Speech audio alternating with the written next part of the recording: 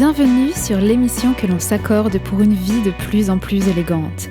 Ici, nous parlons d'élégance personnelle, relationnelle et intellectuelle.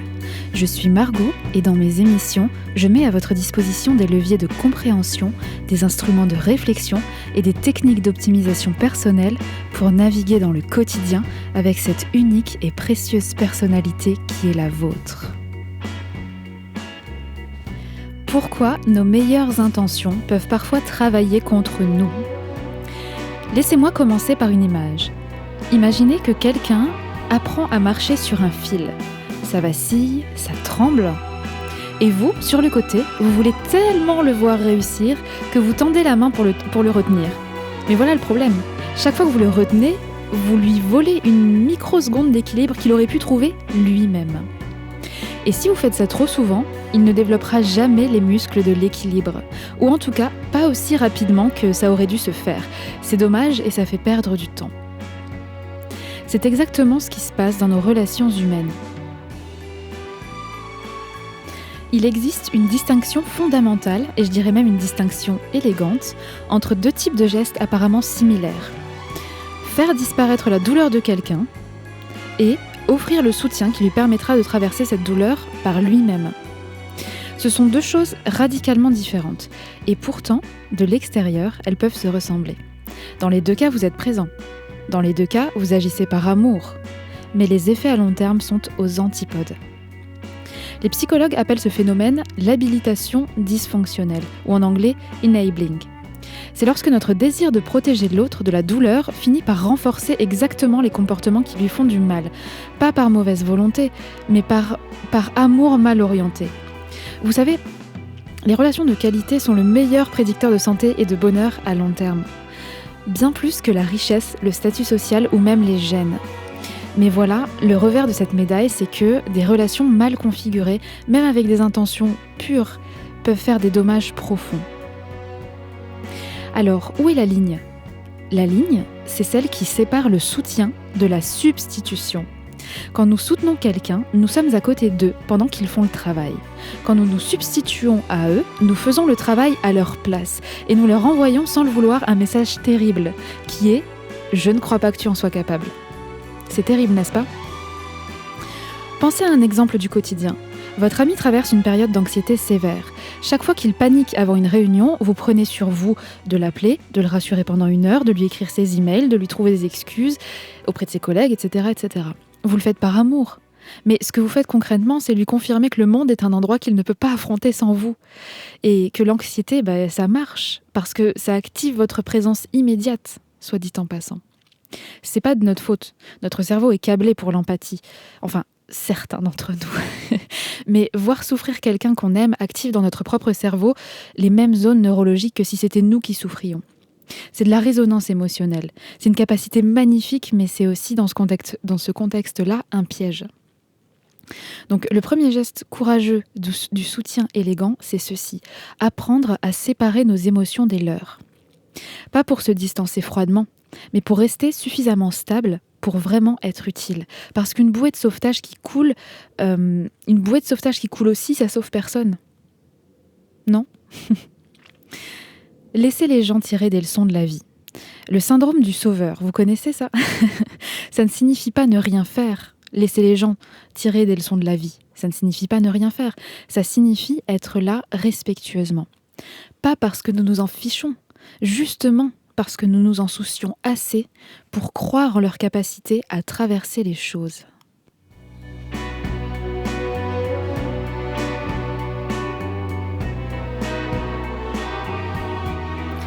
Alors, comment choisir le bon soutien au bon moment ? Maintenant que nous avons posé ce socle, cette idée que soutenir ne signifie pas sauver, allons plus loin. Parce qu'une autre erreur très fréquente, c'est de donner le soutien que nous voudrions nous recevoir, plutôt que celui dont l'autre a réellement besoin. Nous avons tous une forme de soutien préféré, comme nous avons tous une façon d'aimer.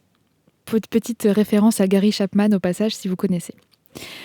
Pour certains, c'est la présence silencieuse. Pour d'autres, c'est l'aide concrète et pratique. Pour d'autres encore, c'est le conseil, l'information, le plan d'action. Et nous projetons naturellement sur les autres ce qui nous ferait du bien à nous. Mais la personne devant nous n'est pas nous. En psychologie sociale, on distingue plusieurs grandes catégories de soutien. Laissez-moi vous les présenter non pas comme une liste froide, mais comme un spectre vivant, parce que dans la vraie vie, tout cela s'entremêle. Il y a, premièrement, le soutien émotionnel. Ça, c'est la présence, c'est l'écoute, la validation. C'est dire « je comprends que tu te sentes ainsi » et c'est tout à fait normal. C'est le câlin quand les mots sont insuffisants. C'est la présence qui dit, sans avoir besoin de le formuler, « t'es pas seul en fait ». Ce type de soutien, il est souvent le plus sous-estimé. Et c'est pourtant celui qui répond aux besoins humains le plus fondamental. Être vu, être entendu, être reconnu. Ensuite, on a le soutien informationnel. C'est l'apport de ressources, l'apport de conseils, d'orientation. Par exemple, quelqu'un qui ne sait pas naviguer, qui ne sait pas comment naviguer dans le système de santé pour un proche malade. C'est quelqu'un qui cherche un thérapeute, quelqu'un qui cherche un avocat, un logement. Ici, la meilleure chose à faire, c'est d'apporter des informations claires et ciblées, évidemment, sans transformer ça en cours magistral non sollicité, bien entendu. Ensuite, comme autre type de soutien, on a le soutien instrumental. Ça, c'est l'aide tangible. C'est préparer un repas, garder les enfants, conduire quelqu'un à un rendez-vous. C'est souvent le soutien qu'on oublie de proposer parce qu'il semble trop simple. Et pourtant, pour quelqu'un qui est épuisé ou submergé, un plat cuisiné peut valoir plus de 1000 mots, en fait. Plus que 1000 mots, plus de 1000 mots. Ici, j'ai une petite anecdote qui me vient en tête. J'ai lu il y a quelques temps maintenant le livre de Mel Robbins, vous savez, le Let's Zen Theory. Alors, elle parlait à un moment, elle donnait un exemple, je ne sais plus si elle parlait d'elle-même ou de sa sœur, je crois qu'elle parlait d'elle-même, et elle disait qu'à un moment donné dans sa vie, si je dis pas de bêtises, il me semble qu'elle parlait d'elle-même, elle était complètement dépassée, peut-être qu'elle était jeune maman avec un nouveau-né ou ce genre de choses, et qu'elle était complètement dépassée, mais vraiment au bord de la dépression, si ce n'est pas en dépression. Et en fait, elle racontait que chez elle, du coup, c'était sans dessus-dessous, mais qu'elle ne réagissait plus, en fait, qu'elle était complètement amorphe. Et je crois du coup que c'est sa sœur ou sa belle-sœur ou quelqu'un comme ça qui venait l'aider tous les jours, en fait, sans franchement s'asseoir à côté d'elle pour lui parler, mais elle venait chez elle. Elle faisait un peu de ménage, un peu de cuisine, elle gardait la maison en ordre, elle discutait 5 minutes, mais de choses superficielles, ce genre de choses. Et en fait, Mel Robbins expliquait que, avec le recul, elle s'est rendue compte que si cette personne n'était pas là, eh bien, elle ne sait pas ce qui se serait passé réellement et qu'en fait, cette personne, à ce moment dans sa vie, tous les jours que ça a duré, eh bien, c'est devenu un pilier, cette femme est devenue un pilier pour elle et qu'elle ne s'en est pas rendue compte sur le moment parce qu'elle était tellement dans le mal, en fait, qu'elle ne s'en est pas rendue compte. Mais avec le recul, elle s'est rendue compte que c'était un soutien, mais inestimable pour elle, inestimable. Et c'était très touchant. C'est un moment du livre qui est très très touchant, que je ne peux que vous conseiller parce que c'est très très parlant et ça illustre à merveille en fait le propos du jour. Donc ça, c'est le soutien instrumental. Ensuite, on a aussi le soutien professionnel ou éducatif. Donc ça, c'est aider quelqu'un à rédiger son CV, c'est le préparer à un entretien, lui ouvrir une porte dans son réseau, c'est le guider dans une reconversion, ce genre de choses. Alors, vous pouvez poser la question directement. De quel type de soutien est-ce que tu as besoin en ce moment ? Pas dans le sens « qu'est-ce que je peux faire pour toi ?» Parce que cette question, bien que belle d'intention, elle met la charge sur la personne déjà épuisée, en fait, de définir son besoin et de vous guider. C'est pas ça. En fait, si vous faites ça, elle peut se sentir submergée juste par l'idée d'y répondre. Il faudrait plutôt essayer de deviner grâce à des questions comme par exemple « est-ce que tu as besoin qu'on parle ?» ou « est-ce que tu as besoin qu'on agisse ?» En gros, les grandes lignes, vous voyez ?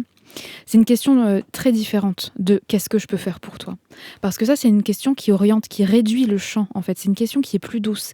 Elle montre que vous êtes prêt ou prête pour les deux, sans imposer l'un ou l'autre. Il y a un paradoxe fascinant ici et il est profondément humain.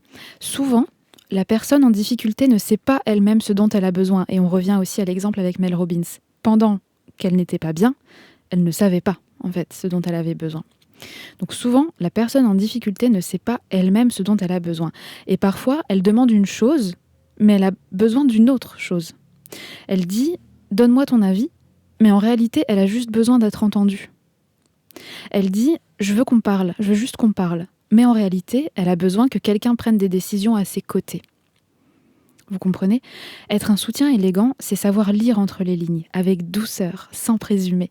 C'est pas évident, mais c'est très humain, c'est très altruiste, c'est très beau et c'est bon pour tout le monde. Et maintenant, le point peut-être le plus délicat de toute cette conversation, celui qu'on évite souvent parce qu'il est très inconfortable. Votre rôle, notre rôle, n'est pas de guérir quelqu'un. Notre rôle est de lui porter une lueur d'espoir. Il y a une différence immense entre les deux. Guérir quelqu'un, c'est une responsabilité écrasante. C'est une responsabilité souvent impossible qui nous consume. Par contre, porter une lueur d'espoir, c'est croire en la capacité de l'autre, le lui refléter et rester présent pendant qu'il fait son propre chemin. Les gens évitent de guérir parce qu'ils ne croient pas pouvoir faire face à la douleur qu'ils fuient. Et parfois, tout ce dont ils ont besoin, c'est de se fier à la foi que vous avez en eux, le temps qu'ils retrouvent la leur de foi. C'est peut-être la forme la plus haute du soutien, selon moi, vraiment, je pense sincèrement ce genre de choses. C'est, pour moi, aussi la forme la plus élégante, parce qu'elle respecte profondément l'autonomie de l'autre. Un être humain n'est jamais dépendant ni indépendant. Il est interdépendant. C'est dans notre nature la plus profonde, et respecter cette interdépendance est la plus haute forme de respect que vous puissiez prodiguer.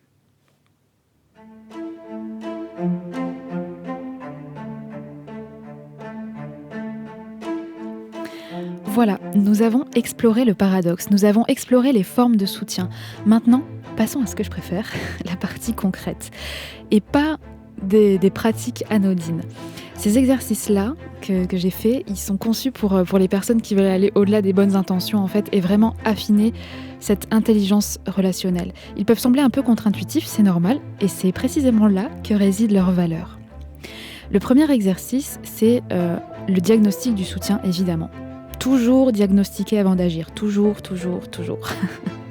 Avant d'agir, nommez les choses. La prochaine fois que quelqu'un dans votre entourage traverse quelque chose de difficile, avant d'intervenir, posez-vous ces 3 questions. Premièrement, quel type de soutien suis-je en train de proposer spontanément ? Émotionnel, pratique, conseil, etc. Deuxièmement, est-ce le type de soutien que cette personne a demandé ou est-ce que c'est celui que je préfère donner ? Troisièmement, est-ce que je l'aide à traverser ou est-ce que je traverse à sa place ? Ce simple diagnostic-là, pris comme une habitude, transforme la façon dont nous interagissons. Il sort notre soutien du réflexe et le place dans le choix conscient. Et dans la vie relationnelle, la conscience, c'est tout. L'exercice numéro 2, c'est une espèce de phrase de séparation émotionnelle. C'est un exercice qui peut sembler étrange, mais qui est vraiment bien, parce qu'en fait, il amène beaucoup de clarté.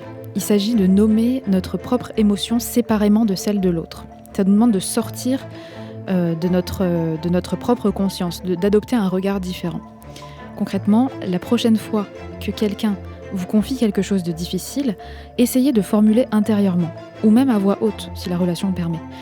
Essayez de formuler intérieurement cette structure. Je vois que cette personne ressent cette émotion, cette chose, et de mon côté, en entendant cette personne, je ressens ceci. Je sais voir les deux. Pourquoi est-ce que c'est important ? Parce que cette séparation empêche la fusion émotionnelle.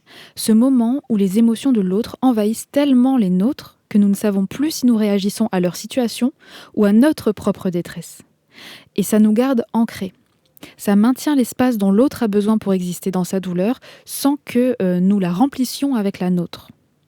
Ça, c'est dur, c'est pas évident, mais en s'entraînant, ça peut être assez rapide et c'est très respectueux. Et c'est très, très respectueux pour l'autre. Le troisième exercice, c'est un audit de nos conditions avant du soutien financier ou matériel.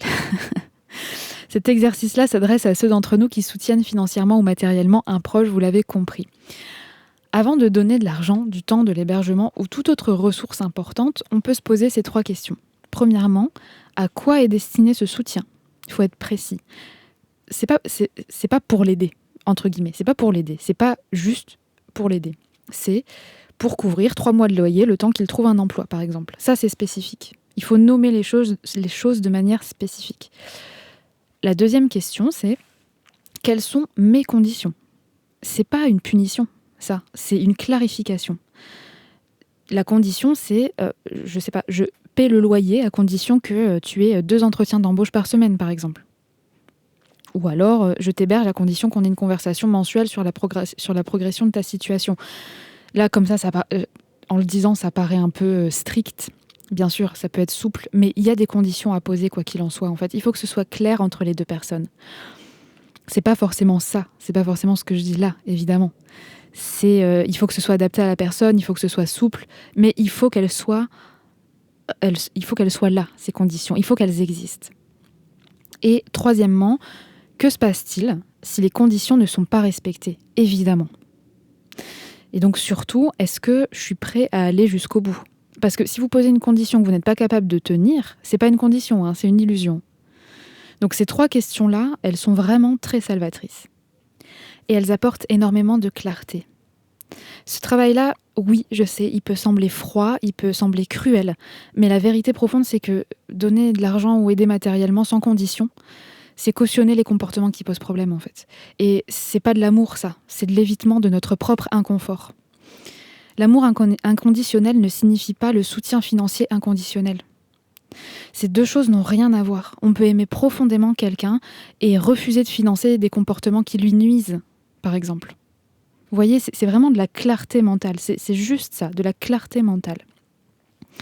Le 4e exercice, c'est... on va l'appeler la lettre de foi. Celui-là, c'est mon préféré. C'est le plus doux. Pensez à une personne de votre entourage qui traverse actuellement quelque chose de difficile. Quelqu'un en qui vous croyez, même si elle ne croit plus vraiment en elle-même. Prenez 15 minutes, écrivez-lui. Pas pour envoyer nécessairement, même si vous le pouvez évidemment, mais écrivez cette lettre de foi. Et dans cette lettre, nommez concrètement les qualités que vous observez en elle. Évoquez un moment précis où vous l'avez vu surmonter quelque chose de difficile. Dites-lui ce que vous voyez en elle, ce potentiel qu'elle ne voit peut-être plus tellement elle a la tête dans le guidon. Terminez par une phrase qui n'est pas un conseil, mais une affirmation de votre confiance. Pourquoi cet exercice ? Parce que lorsqu'une personne est submergée par ses difficultés, elle perd souvent l'accès à la mémoire de ses propres forces. C'est normal, en psychologie, c'est normal, dans la gestion de crise en communication, vous le savez, je suis stratégiste en communication, c'est normal. Votre regard extérieur, verbalisé avec précision, peut littéralement lui rendre un accès à elle-même. Vous êtes objectif, en fait. Vous ne faites pas le travail à sa place, vous lui tendez un miroir. Et si vous lui envoyez la lettre, eh bien, vous verrez. Après, ça ne regarde que vous. Le 5e exercice, c'est vérifier son propre fond. Celui-ci est pour nous, pour ceux qui donnent et qui donnent beaucoup. Régulièrement, disons 1 fois par mois, prenez un moment pour vous poser honnêtement cette question. Dans les soutiens que j'apporte en ce moment, y en a-t-il que je continue par amour ou par peur de ce qui se passera si j'arrête ? Parce qu'il y a une différence entre soutenir par amour et soutenir par angoisse. Soutenir parce que nous croyons en l'autre et soutenir parce que nous ne supportons pas l'idée de le voir souffrir ou d'être perçu comme quelqu'un qui l'abandonne. Le soutien qui vient de la peur, même bien emballé, finit toujours par coûter très cher. Finit toujours par coûter très cher à vous, à nous et à la relation évidemment. Et quand vous découvrez que vous agissez depuis la peur, quand ça arrive, ne vous jugez pas en fait. Notez-le, respirez et demandez-vous ce dont vous avez besoin pour revenir à vous, au sens clair, lucide, respectueux du terme. C'est important de faire ce petit audit personnel. Ces exercices entraînent notre esprit. Le but n'est pas de faire les exercices de façon scolaire. Le but est d'acquérir l'état d'esprit qui résulte de ces exercices. Si vous arrivez à penser comme ça à chaque fois que vous soutenez quelqu'un, la clarté mentale, la fierté et le bien-être que vous allez ressentir n'ont pas de prix. Vraiment, c'est une libération pour les gens sensibles comme nous. Et non seulement c'est libérateur, mais en plus, c'est, une fois de plus, terriblement respectueux et altruiste. Voilà, nous avons fait un beau chemin ensemble aujourd'hui. Nous avons vu que soutenir quelqu'un est un art, pas parce que c'est compliqué à apprendre, mais parce que ça demande quelque chose que notre culture valorise peu. la capacité à ne pas intervenir, à ne pas résoudre, à ne pas éteindre la douleur de l'autre à sa place, et au moment même où elle se manifeste, évidemment. Ça demande de croire que l'autre est capable de traverser, même quand il ne le croit pas lui-même. Ça demande de choisir le bon soutien, pas celui qui nous rassure, mais celui dont l'autre a besoin. Ça demande d'être clair sur nos propres conditions quand nous offrons des ressources importantes, parce que la clarté, c'est une forme de respect pour tout le monde. Et surtout, ça demande quelque chose de beau, ça demande d'être une lueur d'espoir constante dans la vie de quelqu'un, même et surtout quand il fait nuit noire pour eux, pour lui. La qualité de nos relations est le meilleur prédicteur de santé, de bonheur et de longévité. C'est pas la richesse, c'est pas le succès, c'est pas les relations. C'est la qualité de relation, les qualités de relation. Mais des relations de qualité, ça se construit. Ça demande de la conscience, de la compétence et du courage. Ce que nous avons exploré aujourd'hui, c'est précisément ça, la compétence et le courage de soutenir avec grâce. Merci d'être là, merci d'écouter, merci d'être le genre de personne qui se pose ces questions-là, parce que ce n'est pas anodin. Cela dit quelque chose sur qui vous êtes évidemment et sur le type de présence que vous choisissez d'être dans la vie des gens que vous aimez. Alors, à très vite dans la prochaine émission et d'ici là, prenez soin de vous vraiment et je serai ravie de vous lire en commentaire. À bientôt!